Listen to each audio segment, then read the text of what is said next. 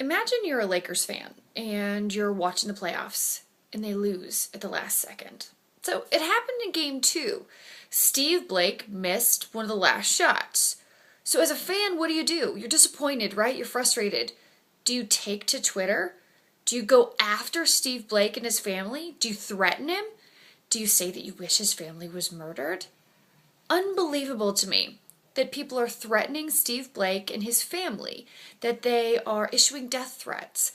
According to Yahoo Sports, Kristen Blake, Steve Blake's wife, had to actually block more than 500 people for all of their harassment, for all of the name calling, for all of the death threats. That's unbelievable to me. And it's unbelievable for two different reasons. That sounds a bit like a hyperbole, but here's my problem. So, number one, you have to take that kind of thing seriously. Because I can stop just shy of saying, it's just a game, folks. Because I really do believe that it's a game, and at the end of the day, only one team is going to win. So, there are a lot of fans all across the country whose team is not going to win. So you have to take that into consideration. So there are going to be a lot more losers than there are winners. So it is just a game.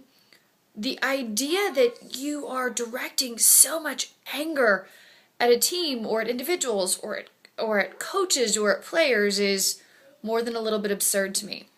But you have to take that kind of thing seriously, right? Do you remember Andres Escobar? He was a Colombian soccer player back in the World Cup in 1994. He accidentally scored on his own team while playing the United States, and he was gunned down for it. What? Actually killed for making a mistake during a professional sporting event. So, can't quite compare the two, right? Because I don't believe that this is as severe, so that's number one. But number two is this is happening on social media. And so many fans want to have access to these athletes, to these stars, to these celebrities. They want to reach out to them. They want to believe they're real people. They want that communication. They want that engagement. But then they don't treat them like real people. We would never speak to someone that way. There are fans that are hiding behind this veil of anonymity because somehow you actually say something like, I wish your family would be murdered? What? Now, one of the fans, quote unquote, who used that phrase about their family being murdered, that account has since disappeared. No doubt why.